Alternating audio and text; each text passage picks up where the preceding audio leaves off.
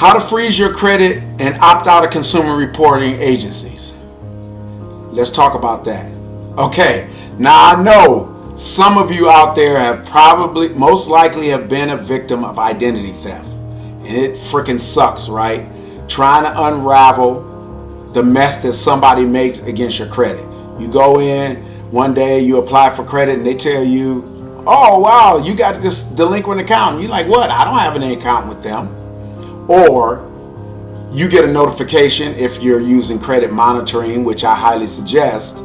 If you're using that and then you get a notification about some account, you're like, I don't have an account with Victoria's Secret, fellas. And you're like, what the heck? Or ladies, you're getting accounts for things that you don't know. So let me tell you about a previous client of mine. His name was Mike. And so when he came to me, he was already aware that he had been a victim of identity theft, and he had already taken some steps after the fact when he discovered it. But there were a few steps he had already gone, which is what the steps I recommend is you file a police report with your local municipality, wherever city you live in. You file with the Attorney General in your state that you live in to report. They all have links now in departments and pages where you can file victim of identity theft reports.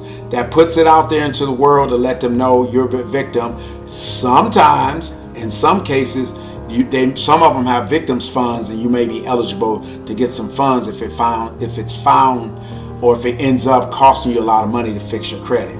I also recommend you file with the FTC, the Federal Trade Commission, identity theft with them. I will include links for all of these in the descriptions, so you'll have access to those if this is something you need to do.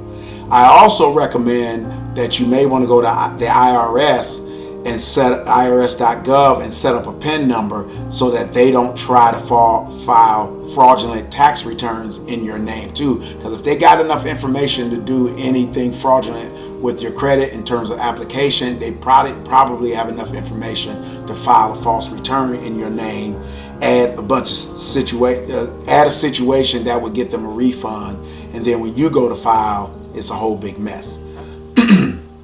And so with Mike, he had already filed a police report. What he found on his credit report was he had 3 fraudulent accounts with Affirmed. That's a buy now, pay later place. Not saying anything bad about Affirmed because they were a victim too. But he had 3 accounts. But here's the thing. Whenever a creditor extends credit, they're supposed to be checking identification and all of that. So when credit is extended fraudulently, we have to ask the question, how did they verify this person's identity? Did they not ask for ID, or did the perpetrator present fraudulent ID? And if so, they got to have a picture, even if it's with your face on it. But nonetheless, he had that problem, and so I had advised that he had already filed the local police report, but I had also advised him further to go to the state Attorney General's office. In his case, it was Ohio. I had advised him to go to the Federal Trade Commission's website and file with there, and then the PIN number as well. And so what we ended up doing, once he filed a police report, and we provided that to the credit bureaus, you provide that to them. If you file a police report, they are always operating under the assumption that you must be real. You're not just saying somebody stole it and it's not yours. If you've gone to the trouble, and plus through the FACTA Act and the Fair Credit Reporting Act, there are provisions in both of those statutes that say if you're a victim of identity theft, you get any and all fraudulent accounts get swept off your credit, and that they don't question anything, and the burden of proof falls onto the creditor to determine it, because if they didn't do their due diligence, extended credit falsely to somebody else, that they have to deal with the losses. They can't hold you accountable for it if you were a victim in that sense. And so with him, we did that, and we were easily able to wipe off the Affirmed accounts after we filed that. So if you're a victim of identity theft, you got fraudulent things, file that report and file with those agencies, and it will make removing fraudulent accounts, negative accounts usually, because by the time they go belly up, they're not paying. But it'll make those go a long way towards making those go away quickly. So, aside from identity theft, control access. By freezing your credit, you control who gets to look at your credit. And so only you can freeze it, and you can freeze it only when you need to use it. Otherwise, you can keep it locked up. Nobody can get in and look, and you don't have to worry about that. So you can maintain complete control doing that. It'll reduce the amount of pre-screen offers you get, because when you opt out, you don't get that many, because keep in mind, lenders, when they're looking around and they're looking for people to send offers to, they do what we call a soft pull. That's a soft inquiry. It doesn't affect your credit at all, but they take a peek and they see what you got going on your credit, and they say, oh, he or she is a good candidate. We want to offer them a card. They're the kind of customer we really want. And so then you get a unsolicited offer from them saying, hey, we invite you to apply for our credit card or our loan or whatever. And that's a good thing, because if your credit is good enough to get offers, if you're getting them, that means your credit's pretty good. But of course, we don't want a pain in the butt. But just always remember too, sometimes you'll get offers from companies that you didn't know exist. It might be a nice card with some good rewards. If you got like mileage, high mileage, sky miles and things of that nature. So it's a catch-22. Yes, you'll get a lot of offers, but you may get offers for something that you didn't know existed, and you might enjoy it. So hey, you know what I'm saying? Because I can tell you personally, it's nice that when you have a rewards card, that you have sky miles and things like that, and then when you're at the airport while you're waiting for your flight, you don't have to sit in that area that's like a bus station. You can go over to one of the fancy transit lounges, and you can enjoy a nice place to sit with TV, with the game on, drinks. The drinks are usually either free or very low priced as a perk when you got sky miles, like with things like Delta. And then specifically with when it comes to credit cards like American Express and others, where you get to go to those special lounges as a perk. So it's nice you can live it up a little bit without having to spend a lot of money, having a lot of money. And having it frozen is helpful in the dispute process. I oftentimes, always as a matter of practice, always freeze the credit before we start the dispute process. Okay, and it'll assure that no new accounts will be added while you're disputing. And then it's good, after viewing your free annual credit report.com, which I always recommend that everybody do, even if you have paid credit monitoring or you're using Credit Karma. I think it's always great to look at and go to annualcreditreport.com. Take a look at all three bureaus coming directly from the bureaus. It's like, think of it as like your lifetime credit report. It's very comprehensive, and it'll usually show you a lot more, and it's free. So why not take advantage of that? All right. And so if you have a situation where you suspect identity theft, you should immediately freeze your reports and then file a report with identitytheft.gov, like I told you, federal government. But I also recommend you file a police report with the local municipality as well as the state attorney general's office. You should also place fraud alerts on the actual credit report with the bureaus. And that way you can warn lenders and put a note in there to take extra steps to viewing your identity. What are those extra steps? Usually there'll be a note in there that says, before extending any credit, contact me by phone personally, and then you'll put your phone number in there. That way, if any lender calls you, if you apply for something, they will call you and say, hey, we have a fraud note, and you say, yes, I did. If somebody else is applying, they will call you and you say, nope, that's not me. And then that'll stop that potential identity theft crime in its tracks. And so, very good defensive play for that. So, okay, you've gone through the trouble. You say, I'm going to be safe. I got my credit frozen. And you do that simply to get it frozen. You do it simply with a freeze letter. You can, or you can contact them and opt out through the different bureaus and through the secondary ones. You can opt out on their website. So you can go to their website and you can say, it says opt out. Some of them say opt out. Some of them say freeze. Some of them word it as security freeze. All three of those are the same thing. So you can do it by letter, or you can go to their website and you can go in and opt out, and it'll ask you if you want a temporary or a permanent freeze. Go with the temporary freeze, because even though it says temporary, it's usually like up to 5 years, and then if you want to continue to freeze it, you can always renew for another 5 years. So you do that. So then you've gotten that. So now comes a time you really want to apply for something, and you want to lift the freeze long enough for you to make your application. How do you lift the freeze? You do that by you visiting that same portal, the credit bureau, TransUnion, Experian, Equifax, Innovis, and SageStream, and a few others. I'll have the link in the descriptions to tell you what those are. You want to visit them and set up in their portal and set up an online account.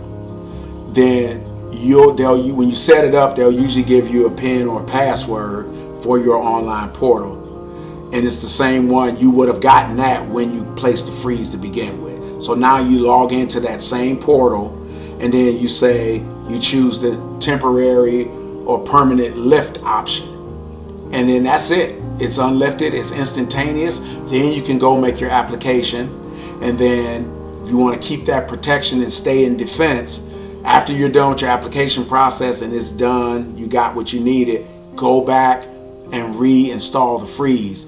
That way you're always protected, so you don't have to worry about identity thieves. You can reduce the number of unsolicited offers you get, and you can protect who gets to look at your credit for any reason whatsoever. So, freezing your credit report and opting out from pre-screened offers is indeed a powerful tool to protect you from protect your personal information and reduce the risk of identity theft. But it's especially effective during the credit dispute process for all you folks out there trying to clean that credit up. And you want to ensure that no further changes are made to your report. So while you're trying to fix this stuff over here, you don't want new stuff coming in. I see it all the time, and where people do that without doing the freeze process. But if you just follow the instructions for each bureau and each consumer reporting agency, that'll allow you to opt out, freeze, install a security freeze, and take control of your financial information. Now, in this lesson, I gave you a little bit of knowledge about that, and I'm giving you some resources in the show notes in the description to help you manage your credit effectively.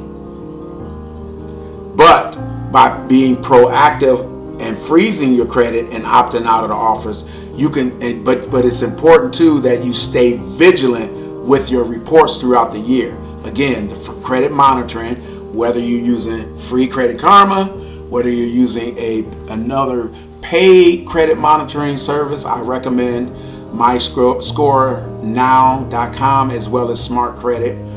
You pay for those, but you get a comprehensive report. You also get some extra features like identity theft, a policy built in to the membership with the premium, identity theft and fraud protection up to $1 million included with the monthly subscription. So that's something to think about, even though I know Credit Karma is free, but yet you're only looking at 2 bureaus and there's no further protection. So for a few bucks a month, $1 million worth of fraud and identity theft goes a long way as a backup to taking these measures here. And so I want to talk about that. Now also I wanted to talk about, we were talking about credit and the dispute process and the freezing process. If you currently are looking to improve your credit, I want to invite you to use a free credit report software platform that I provide. It's no cost to do it. It's a software platform. It's got AI that generates your letters for you. You upload your credit report, and then it looks at your credit report, all the negative items, and then it asks you about these negative items, and then you select from some of the choices. You say it's not mine, or it was late, or it's too old, or whatever, and you choose, and then it will write a letter for you that you can send to dispute that item. And these are letters, these are not cookie cutter letters that the agencies know how to reject. These are custom letters to your situation, your name, and is using regular language that doesn't get flagged in their electronic system. This thing works great with helping you with disputes, pay to delete requests, goodwill deletions where you're asking them to take off late payments as a favor, as a customer service, any of those things where you want to talk to the creditors or the credit bureaus. It will generate the letters for you. It'll tell you what you need to do, and then you select, and then it'll do it for you. The only thing it won't do is print it out and put it in the mail for you. But guess what? There is a service in there that you can do, and you can have someone, you can click, have it go to them. They will print the letter, and they will put it in the mail, and they will send it out for you. So that option is even available to you. But if you want to, you're perfectly okay with printing out your own letters and put them in an envelope. It gives you the address, everything. This thing is a huge tool. So I highly recommend. Right now, I'm offering it free access to this thing to help you with your credit, and you get a free consultation, of course, where I'll go over your credit with you. But I say this thing is a constant companion to you. Eventually, there will be a community where I will help folks in a group setting with credit issues. I'll be continue to provide content and lessons.